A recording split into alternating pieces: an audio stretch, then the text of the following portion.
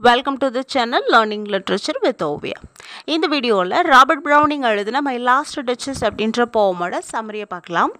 Robert browning 1812 இருந்து 1889 வரையிலும் வாழ்ந்த British writer. The Pied Piper of Hamelin, Men and Women, My Last Duchess, Dramatic Lyrics இதெல்லாம் இவரோட notable works. Robert ப்ரௌனிங்கோட dramatic monologue My last Duchess best example அப்படின்னு சொல்லலாம். இது ராபர்ட் ப்ரௌனிங்கோட ட்ராமாட்டிக் லிரிக்ஸ் அப்படின்ற poetic கலெக்ஷனில் 1842 பப்ளிஷ் பண்ணப்பட்டிருக்கு. iambic பென்டாமீட்டரில் 28 ரைமிங் கப்லெட்ஸாக இந்த போம் எழுதப்பட்டிருக்கு. 1842 ட்ராமாட்டிக் லிரிக்ஸில் இந்த போம் பப்ளிஷ் பண்ணப்படும் பொழுது இட்டாலி அப்படின்ற டைட்டிலில் பப்ளிஷ் பண்ணப்பட்டிருக்கு.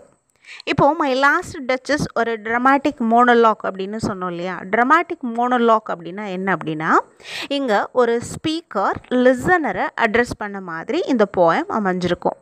அந்த ஸ்பீக்கர் இமேஜின்ட் ஸ்பீக்கராக இருப்பார். அவர் ஒரு சைலண்ட் லிசனரை அட்ரஸ் பண்ணுவார். அதாவது இங்கே ஸ்பீக்கர் ஏதோ ஒரு விஷயத்தை நரேட் பண்ணிகிட்டே இருப்பாங்க. ஆனால் இங்கே லிசனர் எந்த ஒரு இன்டரப்ஷனும் இல்லாமல், எந்த இன்டராக்ஷனும் இல்லாமல் சைலண்ட்டாக ஸ்பீக்கரோட நரேஷனை கேட்டுட்ருப்பார். ஸோ இதுதான் ட்ராமாட்டிக் மோனோலாக் அப்படின்னு சொல்கிறோம். இப்போது மை லாஸ்ட் டச்சஸ் அப்படின்றது ஒரு dramatic monologue. My last duchess அப்படின்ற இந்த போம் ஸ்டார்ட் ஆகும்போது ஃபெராரா அப்படின்ற எபிகிராஃபோட ஸ்டார்ட் ஆகுது. எபிகிராஃப் அப்படின்னா ஒரு சாப்டர் ஸ்டார்ட் ஆகிறதுக்கு முன்னாடி வரக்கூடிய ஒரு ஷார்ட் கொட்டேஷன் அல்லது சேயிங்கை தான் எபிகிராஃப் அப்படின்னு சொல்கிறோம். இந்த சேயிங் அல்லது கொட்டேஷன் ரீடர்ஸுக்கு அந்த பர்டிகுலர் லிட்ரரி ஒர்க்கை பற்றின ஒரு ஐடியாவை கொடுக்குற மாதிரி அமைஞ்சிருக்கும். இந்த போம் ஃபெராரா அப்படின்ற எபிகிராஃபோட ஸ்டார்ட் ஆகுது இல்லையா. இங்கே ஃபெராரா அப்படின்றவர் தான் இந்த போமோட ஸ்பீக்கர், கற்பனையான ஸ்பீக்கர். இவரோட பேர் அல்ஃபோன்சோ செகண்ட் டி எஸ்ட் அப்படின்றது.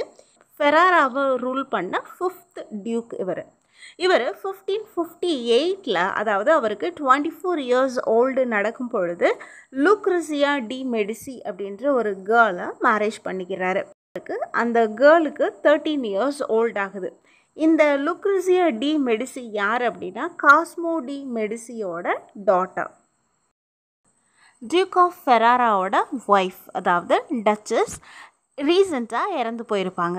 அதனால டியூக் ஆஃப் ஃபெராரா ஒரு கவுண்டோட டாட்டரை மேரேஜ் பண்ணிக்க டிசைட் பண்ணியிருப்பார். கவுண்ட் அப்படின்றது டியூக் மாதிரி யூரோப்பியன் டைட்டில். இப்போது அந்த கவுண்டோட மெசஞ்சர் டியூக் ஆஃப் ஃபெராராவை மீட் பண்ண வந்திருக்காரு. டியூக் ஆஃப் ஃபெராரா அந்த மெசஞ்சர் கூட தான் பேசிகிட்டு இருக்காரு. டியூக் ஆஃப் ஃபெராரா அந்த மெசஞ்சருக்கு அவரோட பேலஸை சுற்றி காமிச்சிட்ருக்காரு. அங்கே ஒரு வாலில் டியூக்கோட இறந்து போன டச்சஸோட போர்ட்ரைட் இருக்குது. அதை பார்த்து மெசஞ்சர்கிட்ட அந்த வாலில் இருக்கக்கூடிய என்னோடய டச்சஸோட போர்ட்ரைட்டை பாரு, அந்த போர்ட்ரைட்டில் என்னோடய டச்சஸ் அப்படியே உயிரோடு இருக்க மாதிரியே இருக்கும். இது ரொம்ப அழகான ஒரு ஒர்க் ஆஃப் ஆர்ட். இதை ஃப்ரா பாண்டோல்ஃப் அப்படின்ற பெயிண்டர் ஒரு நாள் ஃபுல்லாக ஹார்ட் ஒர்க் பண்ணி இதை வரைஞ்சிருக்காரு. இந்த ஃப்ரா பாண்டோல்ஃபால் வரையப்பட்ட இந்த போர்ட்ரைட்டை ஒன்றை மாதிரி ஸ்ட்ரேஞ்சர்ஸ்க்கெல்லாம் நான் ஷோ பண்ணது கிடையாது.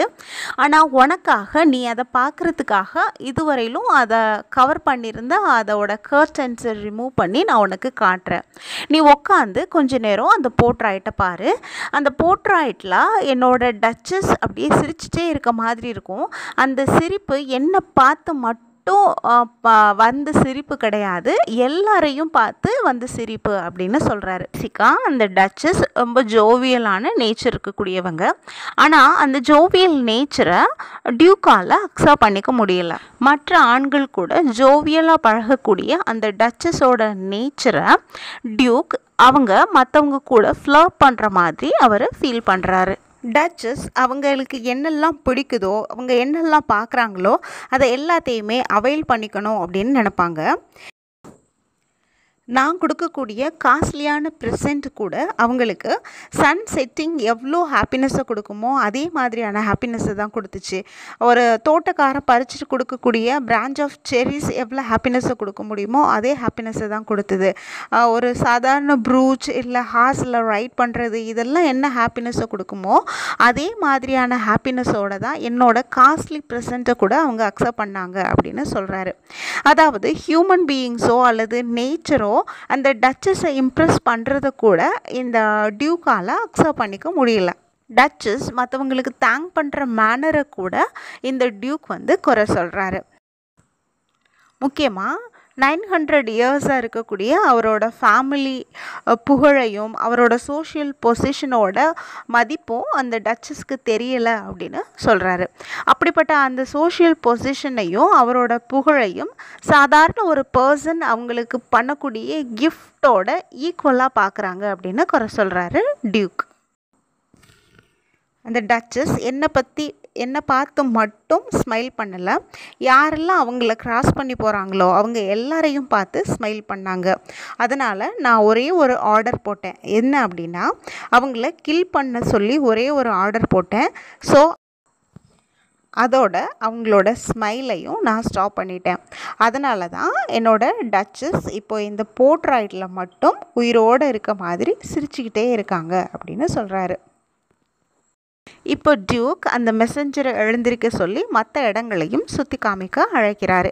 இந்த விஷயங்கள் எல்லாத்தையும் அந்த மெசஞ்சரோட மாஸ்டரான கவுண்ட்டுக்கிட்ட போய் சொல்கிறாரு. அதாவது டியூக் மேரேஜ் பண்ணிக்க செகண்டாக மேரேஜ் பண்ணிக்க போகக்கூடிய அந்த பொண்ணோட ஃபாதர் அந்த கவுண்ட்டுக்கிட்ட இது எல்லாத்தையும் சொல்கிறாரு. ஏன்னா இனி வரப்போகிற அந்த புது பொண்ணுக்கு இது எல்லாமே ஒரு வார்னிங்காக இருக்கும். தனக்கு அடங்கலை அப்படின்னா அந்த பொண்ணுக்கும் இதே நிலை தான் ஏற்படும் அப்படின்றத ஒரு வார்னிங்காக இருக்கும் அப்படின்னு அந்த டியூக் நினைக்கிறாரு. கூடவே பெரிய டவுரியும் கேட்குறாரு. நிறைய டவுரி அவருக்கு வேணும் அப்படின்னு சொல்கிறாரு. அதே சமயத்தில் நீங்கள் கொடுக்க போகக்கூடிய அந்த டவுரியையும் காட்டிலும் கவுண்டோட பியூட்டிஃபுல் டாட்டர் தான் எனக்கு முக்கியம் அப்படின்னும் சொல்கிறாரு. அந்த பேலஸோட டவுன் ஸ்டேர்ஸில் இன்னொரு ஆர்ட் பீஸ் இருக்குது.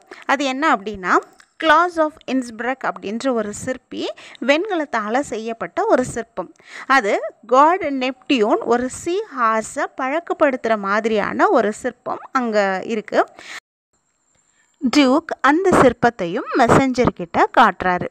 இது மூலமாக இன்டைரக்டாக ஒரு விஷயத்த மெசஞ்சருக்கு சொல்கிறாரு. என்ன அப்படின்னா, இந்த சிற்பத்தில் இருக்கக்கூடிய சீ ஹார்ஸை காட் நெப்டியூன் எப்படி தன்வயப்படுத்தி அவருக்கு ஏற்ற மாதிரி அதை பழக்கப்படுத்துகிறாரோ அதே மாதிரி தனக்கு வரப்போகக்கூடிய அந்த மெசஞ்சரோட மாஸ்டரோட டாட்டரையும் தான் பழக்கப்படுத்திக்குவேன். எனக்கு ஏற்ற மாதிரி அவங்கள மாற்றிக்குவேன், எனக்கு ஏற்ற மாதிரி அடங்கி போகிற மாதிரி அவங்கள நான் மாற்றிக்குவேன் அப்படின்ற ஒரு விஷயத்த இன்டைரக்டாக டியூக் மெசஞ்சருக்கு சொல்கிறாரு.